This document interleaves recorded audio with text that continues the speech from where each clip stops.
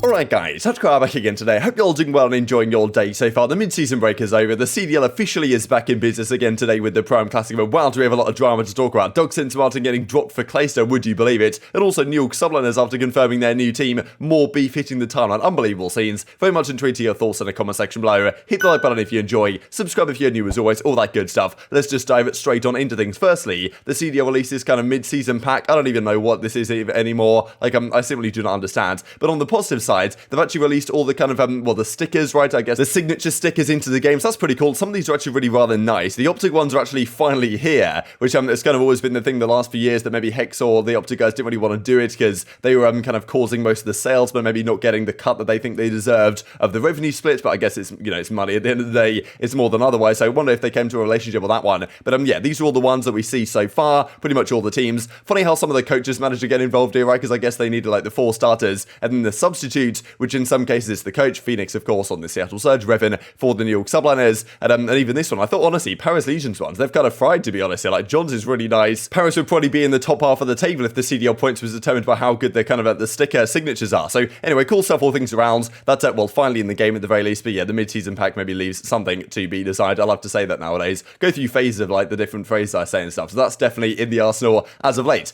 Firstly, this also from JP Krez. The Pro-Am setup is looking like a prime at local LAN, he reckons. Going to be trash talk central all weekends. Just absolutely love to see that. Hopefully, like the way they set up the venue in terms of like the kind of way they produce it, right, with the cameras and stuff, they're set up in such a way to capture some of these good moments. So hopefully we'll get them starting later on today. But yeah, this is the details for the Pro-Am. I actually wasn't aware that the prize pool was quite this big. I thought it was maybe 100k. It's actually 100k for first, 250k prize pool overall. So this is a fair chunk of change rate. You want to win this at the end of the day. There's no, if you come top, if you don't make it out of the group, if you come top 16 or top 12, I guess it would be if you come third in the group, then you get absolutely zero, right? So yeah, you have to get out of the groups if you want to make any money, of course, how it should be. But yeah, there's certainly lots of money on the line this weekend, right? It's not going to be a meaningless event, as some have been implying, I believe. And I'm certainly looking forward to it, right? Because this should be one of the best events of the year, to be honest. The pros, the amateurs, the tournament format might not be perfect. There's no crowd and stuff like this, but still, it's cool urgently back on the menu. This also, the talent for the Pro-Am Classic I thought was good. So basically, like standard stuff, all the casters, the host is kind of is usually the case of Ellie and Alleycat, and Nameless on the desk again. And then Slacked actually returning kind of as a guest host for Thursday, Friday. Thought he did a great job actually at the kickoff classic, so cool to see him back in business. But yeah, that is everything going on later today. Subliners are in action. I guess they're in action today. All teams are in action today, I suppose, with all the games that are going on. They're going to play with their new roster, confirming last night what it was going to be on No Pressure. Really interesting documentary, actually, especially like Guerrillas' perspective on why they held the trials the way they did, the why they had Hydra out of the team to kind of get an idea of what each player brought to the team individually. And they decided that,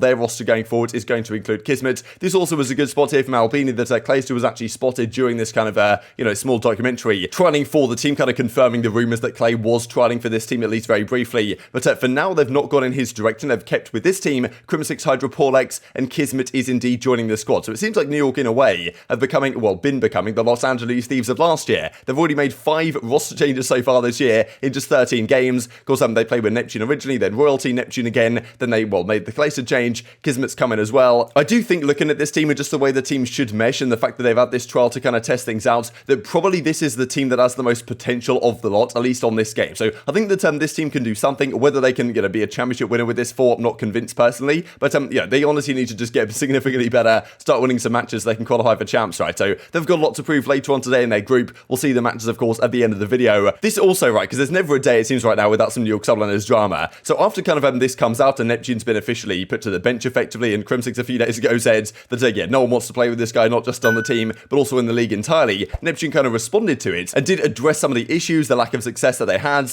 but thinking he was the odd man out or whatever. Like, we'll see what he has to say. Whether you guys agree with him or not is certainly another question mark. Make sure this is as big as it can possibly be. So anyway, here we go. My plans moving forward. With the recent New York announcement, I'll be competing in challenges for the remainder of the year, where I'll be putting in the hard work to earn my spot back in the league. Since the start, it felt like I was going to be the odd man out, and after we lose, we wouldn't focus on things that would help us improve as a team. During the whole time of being on the roster, it felt like there wasn't much emphasis on VOD review, VOD review, like I'm just watching back their games, other teams' games, this type of stuff, which should be a consistent thing for any team. No one was taking initiative to deep dive into the game to become the best CDL team we could have been. If we underperformed, it felt like it was always all on me. Even when we picked up Paul, I started to step up, still felt like I was the one to be blamed. I'll prove that with a good environment where I feel respected and everyone has the same goal in mind, that I can be a top player once again. So well, like some statements here really from Neptune, basically saying that, not really taking, it must be said, all that much accountability for the issues that were had, being like, okay, yeah, it was the team's issue, like they didn't do any VOD review, like I'm in a good environment, I'd be much better. So look, we've heard a lot of this the last few days, just doesn't strike me as the most mature way to handle this whole situation. And this obviously this kicked off more drama because Drazah, the coach, came back and said in since deleted tweets, he said, look, I personally feel disrespected by this. Since we made the change to bring you back, we spent hours doing VOD and research. I personally gave it everything to help the squad. All good though, best of luck. So saying that this whole VOD idea is like not true at all. And Drazah came out and said, like, no, Nep's a great kid and a great talent. I'll hold myself accountable for our struggles. Don't blast the kid. If you felt that way, it's on me and I'll do even more. Shouldn't really have replied, we have struggles like this, like all teams do. So yeah, kind of just some drama going on. Drill trying to diffuse the situation, but not really going to work out too well. This also another false narrative tweet. I've had a few of these, of course, the classic Cellium one from last year sometime. But as he says, there's also been this false narrative that I'm blaming other people. I've always taken self-accountability no matter the situation, and I could have performed a lot better. Thanks for all the support. I'll be back stronger. So like, okay, he's now saying that, yeah, he is taking some accountability, and it's a false narrative that he's blaming other people. And I guess he deleted this because he got the grammar wrong here. Could have, like, please lads, come on, in the present year, we've got to be getting this right. I guess there was no other reason why he deleted the tweet. So yeah, I don't know. Interesting stuff, guys. Another day, a bit of Neptune beef. This also from Porlex I thought was just hilarious. Like, how petty some of these pros are sometimes just really does crack me up. Like, this is another great one. Excited to play tomorrow. Just got done with VOD review as always. Feeling good right now. So basically saying, look, to Neptune, look, we did plenty of VOD review. What are you talking about, mate? We've just got done with it. Like,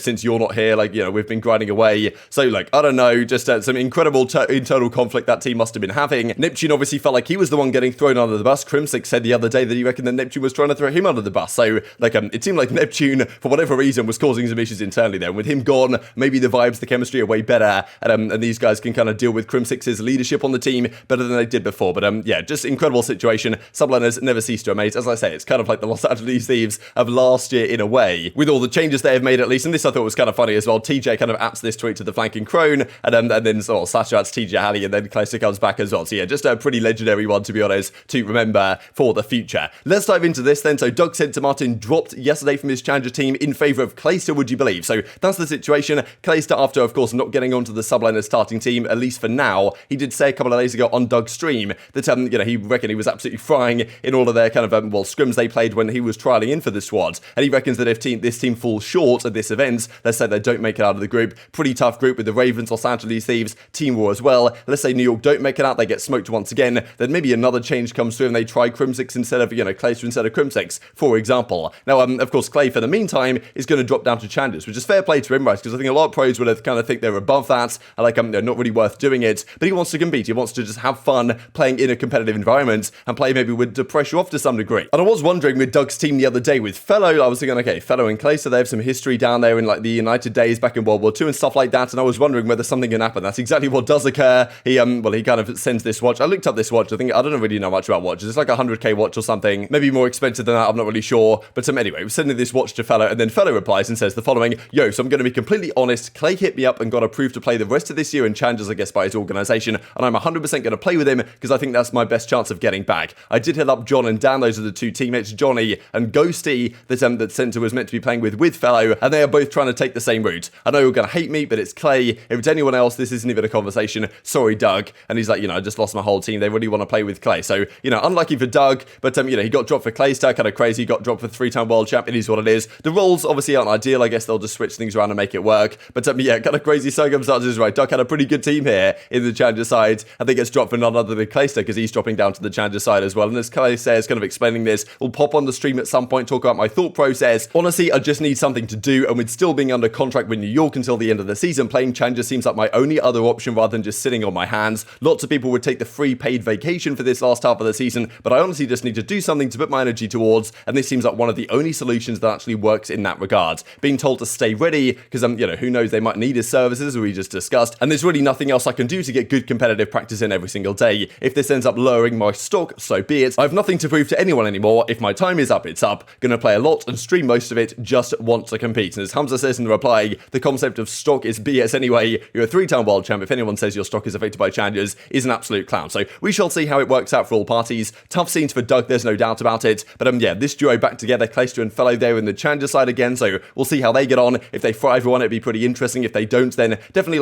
challengers are a different pit. I wonder how how well Clayster will kind of deal with this, right? Because all of the drama and the host wars and stuff that goes on, and all the roster changes and all the chaos of the challenger scene, Octane might get to Clay a little bit, right? We shall see, because other pros that like to method up, when he went down there, he definitely didn't enjoy his time, right? I think it's like a staple pro for many years. It's going to be difficult to adapt to that ecosystem, I imagine. But of course, Doug's been down there in the pits for quite some time. Unfortunately, dropped yet again. He even says this: I posted this convo because I really want the community to see how volatile challenges can be and how it can mentally affect you. I'm just grateful I've had amazing teammates this year. Definitely plan on bouncing back from this. And even as Fellow says, you have every right to be sour towards me. I understand it. I don't mind the screenshot at all. I'll be waiting for that grudge match later this year. We know how this story ends, says Doug. So who knows how he shall bounce back. And even as Former says, giving him some kind of word to support, there's got to be a light at the end of the tunnel here. And of course, that was kind of the tweet that Scump did after their first couple of losses of the season. He said there's a light at the end of the tunnel. Within a month, he won, of course, Major 1 alongside Optic Texas. Whether that'll be the same thing for Doug, we shall see. But he's been grinding away all year. I do hope it works out for Doug, though, because he's kind of had a tough time so far this season, no doubt about it, with the teammates and getting dropped and all this type of stuff. And now Clayster comes along